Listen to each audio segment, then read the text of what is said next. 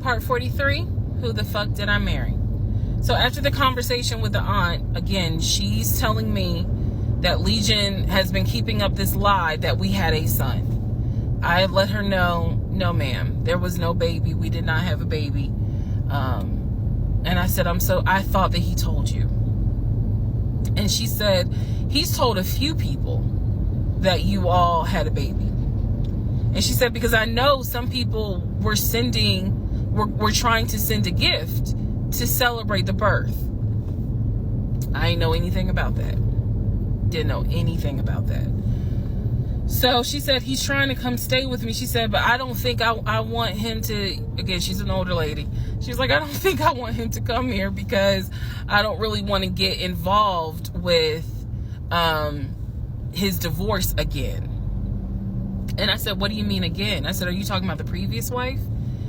And I said the previous ex-wife's name. She said, I don't know who that is. I'm talking about Latanya, that one, the first one. And I said, well, what happened? Do y'all remember I said in my previous video that I read their divorce records. He had filed for divorce and they had a temporary protection order against each other. I said that. So now the aunt is on the phone saying that she had to go to court and testify on Legion's behalf in regards to the temporary protective order. And I was like, well, what happened? She said they got into a fight with each other. And she slapped him. And I said, well, do you know why they got into a fight? And she said, yeah, apparently he had lied to the wife and it was something major and they got into a physical fight. And she said that woman almost beat his behind. And so he asked the court for a temporary protective order. So now I'm just getting the backstory on how that TPO was even came into play. So I told her, I said, Miss Christy, we'll call her. I said, you don't have to worry about that. I said, we're not, he's already signed the paperwork. We're not fighting. I don't have it in me. I don't. So I said, I'm not going to tell you not to have certain people in your home, but I am going to tell you that I'm just barely kind of discovering exactly what the lies are in regards to Legion. So if you feel comfortable having him in your home, then do it. I said, but I am going forward with this divorce, and once the divorce is final, I will have nothing to do with him. And I said, and I'm so sorry, that he lied to you and kind of pulled at your heartstrings in regards to a baby. I said, there is no baby.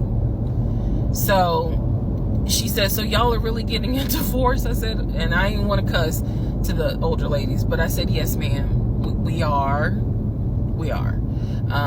And so we get off the phone. Also during this time, Legion would call me every now and then. Legion had no idea. I've spoken to his ex-wife. I've spoken to his brother. I've spoken to his female cousin. He had no idea. I have now, if we want to go through real quick and talk about what we can confirm. We can confirm that there is no sister. We already knew there was no baby. There was no VP job. Again, he was a temp, and apparently he was making decent money. So what I believe, and this is just what I think off of putting pieces together, I think that he made enough money to pay the household bills, because it wasn't as if the household bills were so expensive. He made enough money to live on his own. But instead of him living on his own, he's living with me. So we can also confirm that when he told me that he was paying his car off and he called the dealership and paid his car off, we can confirm that that's a lie. That story will come up later on. So pretty much at this point, the only thing I know to be true, his name, his date of birth, the secondary social security number that was on my background check, and that he has 2 brothers and the parents are deceased. At this point in time of July 2021, that's all that I was able to confirm that to be true. So later on, Legion calls me. He calls me because he wants some money.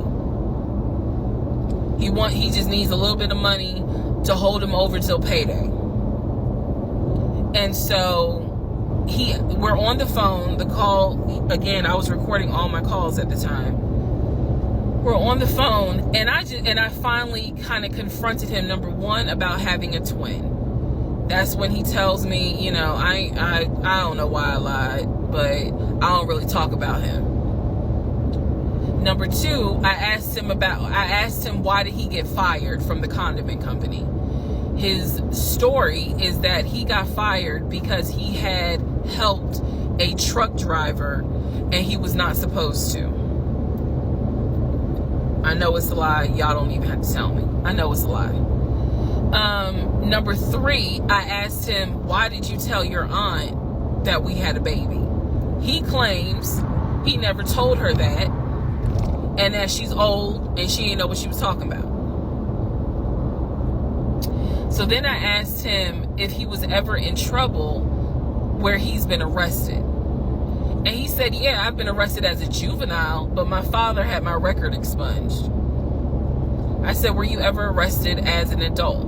He said, nah, I ain't never been arrested as an adult. I said, so you never went to weekend jail? He said, no, I don't even know what that is.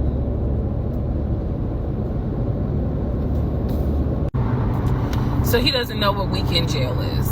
That's his story. And so he was still standing by the lies he told me. So finally, I just asked him, and this is where let me just say it. I asked him, why the hell did you even marry me? Like, why? Why did you even marry me? Because you easily could have just stayed dating or been the boyfriend or just moved on with your life. Like, you didn't have to marry me. You didn't have to pull me into a marriage and make me think that this is what you wanted. This is what he said to me on that phone call. He said, I had to marry you. And I was like, no, you didn't. He said, yes, I did. He said, I knew full well from day one that there was no way you were going to stay my girlfriend for longer than a year. He said, I knew it. He said, I knew in order to keep you, I was going to have to marry you. Y'all, my jaw hit the ground.